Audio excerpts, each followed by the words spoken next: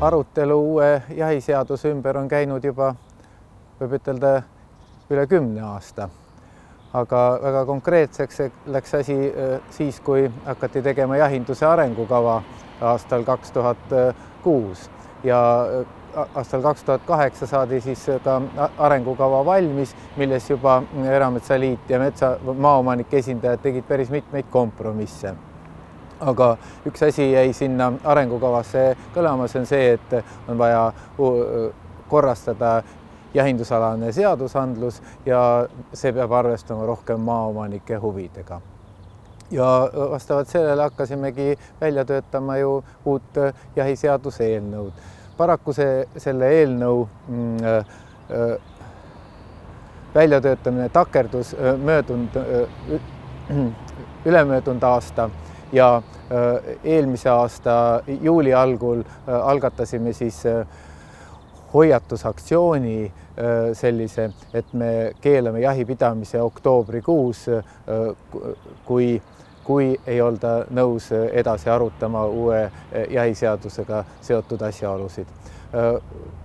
Keskkonnaministri initsiatiivil algasidki läbirääkimised sügisel ja hoiatusaktsioon jäi ära.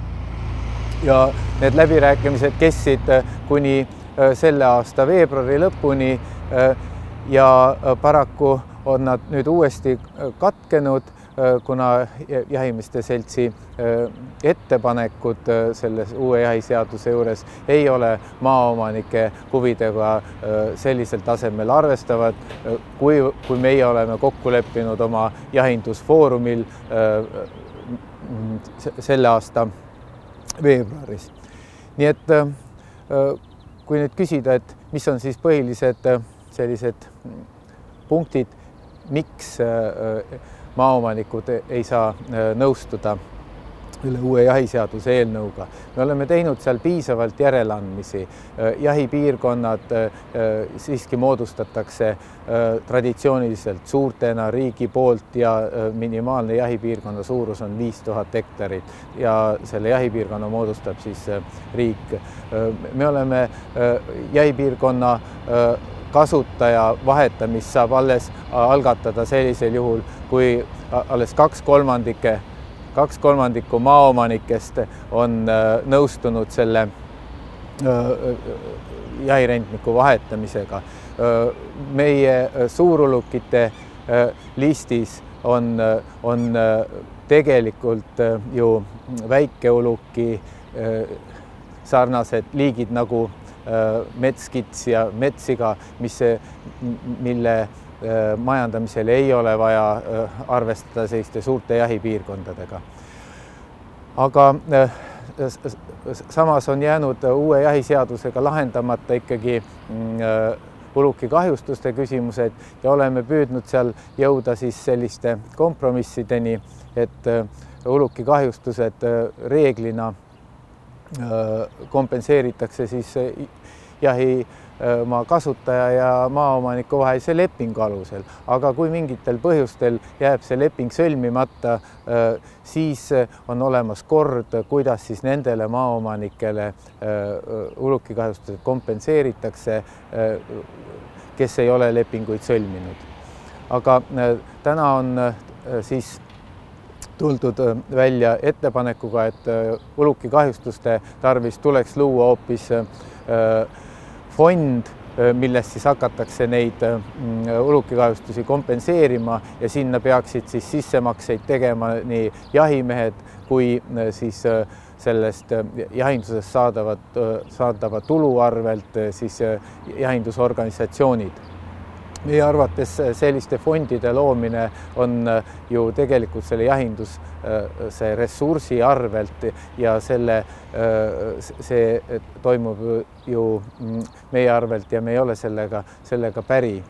Seetõttu otsustas Erametsaliit ja koostöös oma partneritega, need on siis Eestimaa Talupidajate Keskliit ja Põllumeeste Keskliit, alustada järjekordset jahipidamise keelamise aktsiooni, mis siis peaks lõppema alles siis, kui Riigikogu on vastu võtnud uue jahiseaduse, mis siis arvestab ka maaomanike huvidega.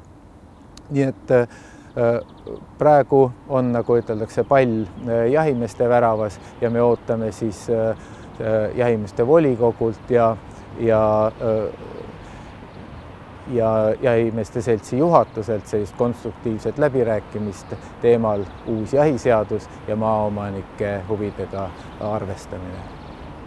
Siinkohal võiks veel täpsustada jahipidamise keelamisega seotud asjaolusid.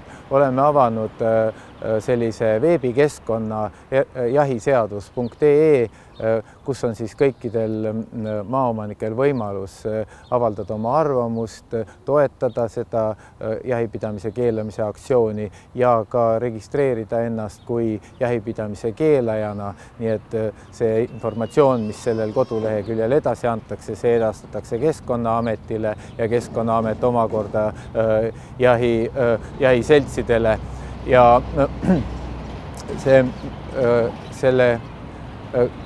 selles keskkonnas püüame me siis näidata seda, et tänane jahiseadus annab maaomanikule ainukese võimaluse oma huvide eest seista sellega, et ta keelab jahipidamise oma maal, aga see ei ole tegelikult ju lahendus.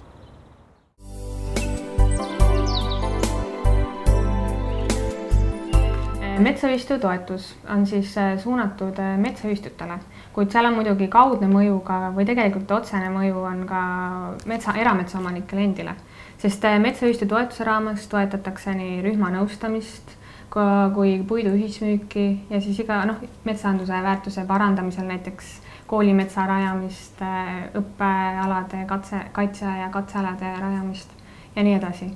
Näiteks rühmanõustamine, et seal on lektoritasu on toetatav ja kõik need rühmanõustamisega seotud ja korraldamiskulud. Et see on siis nagu tegelikult ka otsene hea mõju siis erametsaomanikele. Ja üks suurem muudatus on, mis on, kui ennem oli metsamajandus koostööprojekt, see nime all, siis nüüd on ta puhtalt puidu ühismüügi alla. Läks muutus. Et kui ennem sai metsamajandus koostööprojekti alt, siis mitmeid tegevusi sai investeeringuobjekte soetada ja muid metsaühistute koostööle suunatud tegevusi toetati. Siis nüüd on suunaga ainult puidu ühismüügile. Puidu ühismüügile toetatakse siis kõiki neid tegevusi, mis on puidu ühismüügiga seotud. Et see on oluline just erametsaomanikule, kuna ta saab abi metsaühistult, ta võib pöörduda näiteks erametsaomanik, kes oma metsas ei ole laialdaselt teadmisi ei oma või ta ei ole pöördunud metsa või selle metsamajandustegevuse poole ja siis ta saab abi just metsaühistult. Et metsaühistu siis esindaja on kogu aeg selle protsessi juures, et ta on ka teostab järelevalvet näiteks, et kas tema metsaraied on teostatud korralikult ja ta on, ütlen, kogu aeg selle protsessi juures seal. Ja see on metsaomaniku väga oluline, sest metsaühistu omab ka igasuguseid kasulikke kontakte ja näiteks teenuse osutajate kohta infot, et kes tema raietöid metsas teostab. Ja just selle tõttu on ka muutunud see majanduslik koostööprojekt siis puidu ühismüügi põhiseks, et aidata siis metsaomanikul ja üldse siis Eestis puitu turustada. Siis on veel metsaühistu toetuse raames on ka nõustamise, koolitamise tugisüsteemi arendamine. Et seal on siis näidisalade ja õpperajade rajamisega seotud kulud toetatakse. Siis on ühe tegevusena on veel koolimetsa toetamine, et seal on siis näiteks mingi metsanduslike ürituste korraldamine kooliõpilastele just eeskätt.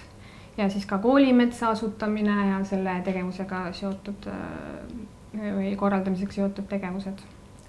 Ja siis lõpuks on ka metsaühistu baasraha, et seal on abikõlblikuks kuludeks, kus metsaühistu tegevuse ja tegevuskulude ja üldised sellised majanduslikud tegevused kulud. Et metsaühistu üldse saaks eksisteerida, et siis me toetame siis neid tegevusi, mis on seotud metsaühistu ülalpidamisega. Ja siis veel nii palju ka muudatustest, et on kasvanud, kui metsaühistu taotleb meilt toetust, et on kasvanud liikmete arv. Et sellel aastal on siis arv kasvanud 120-le. Siis 2013. aastal on see 200. 2014. aastal on 320 ja 2015. aastal on 480 liiget. Et selle eesmärk on ka, et koondada võimalikult palju liikmeid metsaühistusse, et saaks toimuda siis kõik see majanduslik koostöö ja liikmete vahel, et oleks nagu suured metsaühistud ja kes pakuvad oma liikmetele ja ka erametsaomanikele siis kvaliteetset teenust.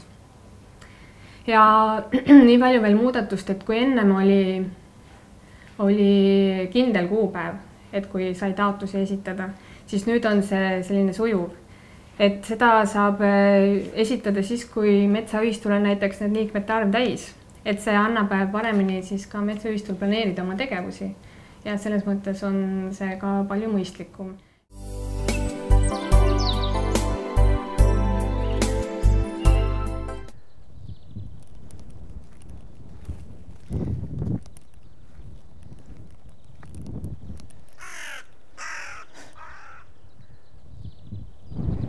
Kui maapind on ette valmistatud ja raiesmik olemas, on alati oluline vaadata, mida sinna siis istutada. Esimene valik tuleb teha kindlasti puuliigi osas. Eestis on levinud kolmik, mida kõige enam istutatakse. Need on siis kuusk, mänd ja arukask.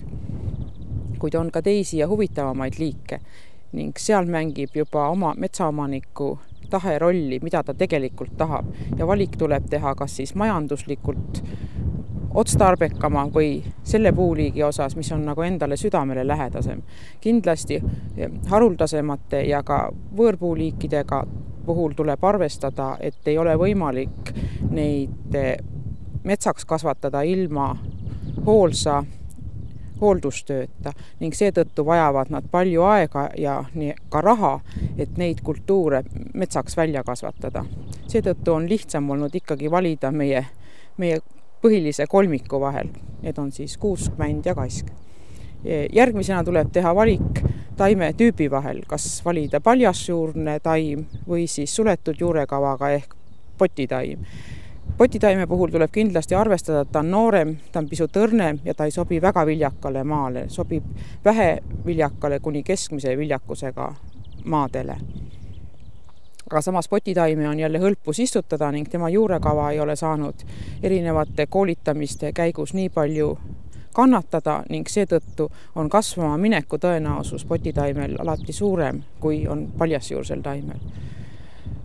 Samuti on teda hõlpsam istutada ning ka jõudlus on suurem võrreldes näiteks paljasjuurse kuuseistiku istutamisega on kuuse potitaime jõudlus 3–5 korda suurem. Paljasjuurse taime puhul on hõlpus valida seemiku või siis istiku vahel. Seemik on nii-öelda noorem taim, seemnest kasvatatud, istikaga omakorda ümber istutatud seemik. Tavaliselt istutatakse seemikuna harilikku mändi ja ka arukaske. Kuuse puhul harva istutatakse seemikut, sagedamini ikkagi istikut. Ka arukase istik on tuntud istutusartikkel.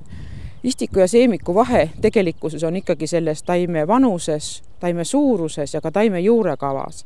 Kuna juurekava on väga oluline just kasvama mineku puhuks, on igal juhul kuuse puhul ja ka kase puhul eelistatav istik, mis on suurema, tugevama juurekavaga, talub paremini kehvemaid ilmastikutingimusi ja seetõttu on lootus saada esimesest istutamisest korralik metsakultuur. Istutamise tarbeks on välja mõeldud erinevaid abivahendeid. Kui Vene ajal tunti ainult labidaga ja labidauku istutamist, siis praegusel ajal on valida erinevaid vahendeid, olgu see siis maakirves, istutuskiil või ka poolpuur. Potitaime on kõige hõlpsam istutada sobiva toruga, aga toru peab olema siis täpselt selles mõõdus, mis on istikupott või seemikupott. Samuti sobib potitaime istutada ka maakirvega, mis on igati hõlpustöö. Paljasjuursete taimede istutamisel saab kasutada kas siis labidat, kui on väga suur juurekava, maakirvest või ka istutuskiilu. Istutuskiiluga tavaliselt istutatakse männiseemikuid ning seal peab väga hoolega jälgima, et kiiluga istutamisel ei jääks juure ümber õhku. Maakirvega on ergonoomilisem istutada kui hariliku labidaga, sest niimoodi peab inimene vähem vaeva nägema ja ei pea seda istutusauku nii suurt tegema, kui taime juurekava ei ole niivõrd võimas. Ning samuti on maakirvega istutamisel taime istutusjõudlus suure. Ka poolpuure on väga hõlpus kasutada metsaistutamisel, nüüd analoogiliselt tehakse auku nagu maakirvegagi ettevalmistamisel. Kindlasti istutamisel tuleb jälgida, et taimed saaks sobivasse kohta, et ta ei oleks väga vette istutatud madalate ehk siis märgade muldade puhul ja valida tasuks ka näiteks kännu juurde istutamist, et tal oleks pisut taimel soojem, seega ka kasvaminekuks paremad eeldused. Kui on tarvis, siis tasub ka teha kärsakatõrje, kas siis eelnevalt taimlas juba ära või ka seda teha metsas raielangil, et kärsakad ei paneks nahka kogu istutustöö vilju.